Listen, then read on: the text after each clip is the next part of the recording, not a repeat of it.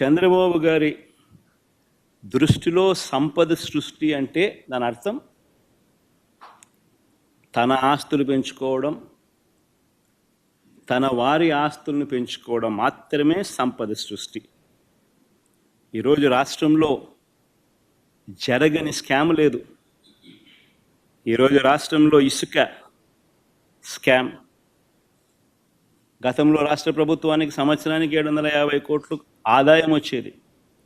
ఈరోజు రాష్ట్ర ప్రభుత్వానికి రూపాయి ఆదాయం రావడంలా ఇసుక నుంచి. కానీ ఇసుక చూస్తే మనం గతంలో అమ్మిన రేటు కన్నా డబల్ ది రేటుకి అమ్ముతున్నారు.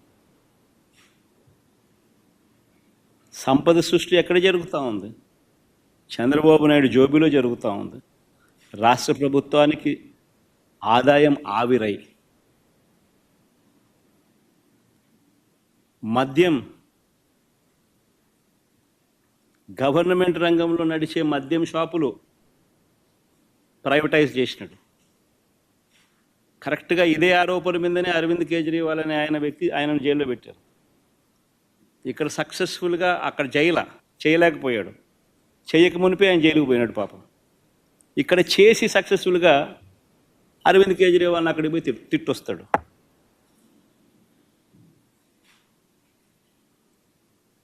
గవర్నమెంట్ రంగంలో ఉన్న మద్యం షాపులను ప్రైవేటైజ్ చేశాడు. తన వాళ్లకు ఈ షాపులన్నీ ఇప్పించుకున్నాడు. ఆ షాపులు ఇప్పించే ప్రక్రియ మీరంతా కూడా చూశారు. ఏ రకంగా ఎమ్మెల్యేలు కిడ్నాపులు చేశారో, ఏ రకంగా ఎమ్మెల్యేలు పోలీసులు అందరూ కూడా వాళ్ళకు సంబంధించిన వాళ్ళని మాత్రమే టెండర్లలో పార్టిసిపేట్ చేసేట్టుగా చేశారు. అది ఆక్షన్ కాదు, అది లాటరీ. అంటే వీళ్ళకి కావాల్సిన వాళ్ళకి మాత్రమే ఇప్పించుకునే ప్రక్రియ. ఆ లాటరీలో కూడా మిగతా వాళ్ళు ఎవరు కూడా పార్టిసిపేట్ చేయకుండా వీళ్ళు మాత్రమే పార్టిసిపేట్ చేసేట్టుగా మళ్ళీ పోలీసులు గవర్నమెంట్ నడపడం. మళ్ళా ఎమ్మెల్యేలు బెల్ట్ షాపులకు ఆక్షన్ పిలవడం. ప్రతి గ్రామంలోనూ 2 లక్షలు 3 లక్షలకు ఆక్షన్ పిలిచి వాళ్ళకి ఇవ్వడం. ఆ 2 లక్షలు 3 లక్షలు పాడిన కార్యకర్త పోలీసులు ఎవరు కూడా వారికి సహాయ సహకారాలు అందిస్తాడు, వారిని అడ్డుకోడు. ఆ మందు వాళ్ళు అమ్ముకోవచ్చు. ఆ మద్యం షాప్ ఆక్షన్ తీసుకున్నాడు, బెల్ట్ షాప్ ఆక్షన్ తీసుకున్నాడు, ఎంఆర్పి రేటు కన్నా ఎక్కువ రేటుకు మన కళ్ళ ముందరనే అమ్ముతున్నాడు.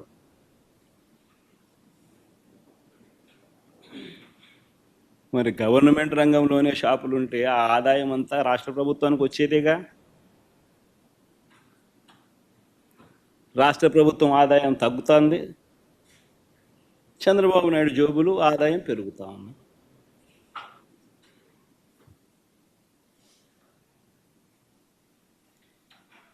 కళ్ళ ఎదుటే కనిపిస్తూ ఉన్న స్కాములు, ఇసుక, మద్యం మాఫియాలు, సిలికా, క్వాడ్స్, ఫ్లై యాష్,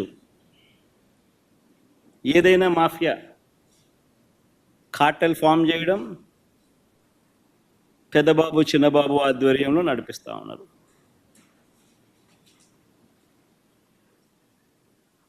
ప్యాకాట క్లబ్బులు, ప్రతి నియోజకవర్గంలోనూ ప్యాకాట క్లబ్బులు, చివరికి మండల స్థాయి గ్రామ స్థాయిలో కూడా ప్యాకాట క్లబ్బులు నడుపుతూ ఉన్నారు.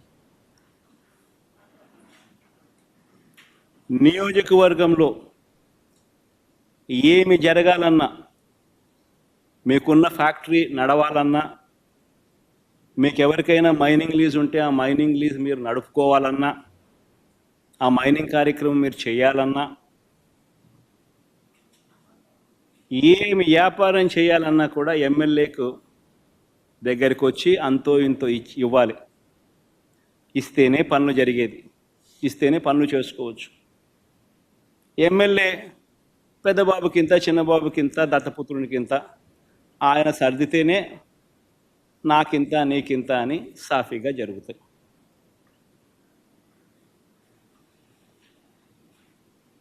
మొట్టమొదటిసారిగా ఎంత దారుణమైన కరప్షన్ అంటే, కాంట్రాక్టర్లకు ఇచ్చే కార్యక్రమంలో, పనులు ఇచ్చే కార్యక్రమంలో మొబిలైజేషన్ అడ్వాన్స్ తీసుకొచ్చినారు. ఇంతకుముందు లేదు మొబిలైజేషన్ అడ్వాన్స్ ఇచ్చే కార్యక్రమం. పనులు చేసినప్పుడు చేసిన తర్వాత బిల్లులు పెడితే ఆ బిల్లులు మాత్రమే డబ్బులు ఇచ్చే పరిస్థితి నుంచి అలా కాదు, నువ్వు పనులు చేయకపోయినా పర్వాలా, నీకు అలాట్మెంట్లోనే 10% మొబిలైజేషన్ అడ్వాన్స్ ఇచ్చేస్తాము, అందులో 8% మాకు తిరిగి ఇచ్చేసేయి, 2% నువ్వు పెట్టుకో అని చెప్పి నీకింత నాకింత అని పంచుకుంటా ఉన్నారు. ఈరోజు జరుగుతూ ఉంది.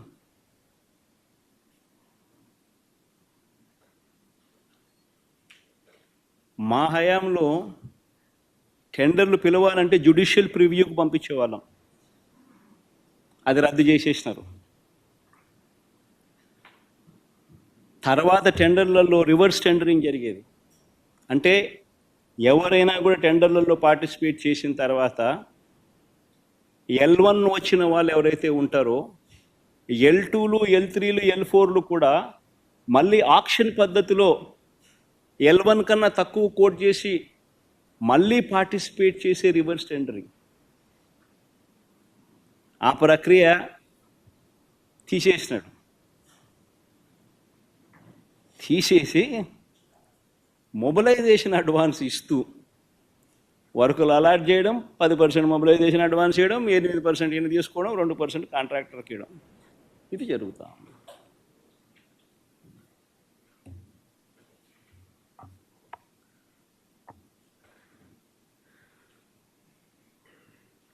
ఇవన్నీ చేస్తూ ఉన్నారు కాబట్టి సంపద సృష్టి అనేది జరగడంలా. రాష్ట్ర ప్రభుత్వం ఆదాయం ఆవిరవుతూ ఉంది.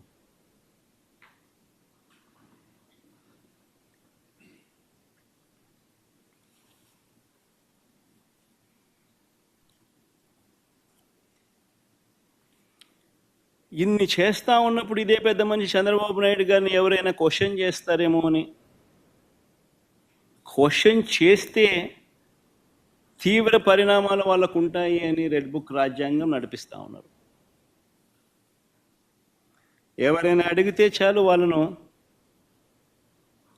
హరాస్ చేసే కార్యక్రమాలు జరుగుతూ ఉన్నాయి ఎవరైనా ప్రశ్నిస్తే.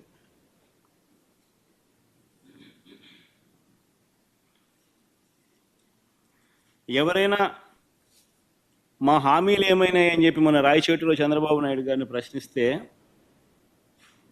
చంద్రబాబు నాయుడు గారు ఏమన్నారు? సంపాదించే మార్గం ఏదైనా ఉంటే నా చెవిలో చెప్పు అన్నాడు.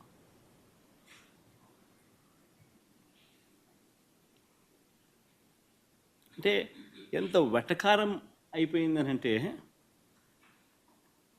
నువ్వు రాజకీయ నాయకుడివి, నువ్వు మాటిచ్చావు, అన్నీ తెలిసి నువ్వు మాటిచ్చావు, మాటిచ్చి నేను ప్రశ్నిస్తే సంపద ఎలా సృష్టించాలో నాకు తెలియదు, నువ్వు నా చెవిలో చెప్తే నేను తెలుసుకుంటాను, నువ్వు సంపద నేను సృష్టించిన తర్వాత నీకు ఇస్తాను అంటున్నాడు. ఎక్కడ ఎంత వెటకారంగా ప్రజలతో జీవితాలతో ఆడుకుంటా ఉన్నాడు ఈ మనిషి.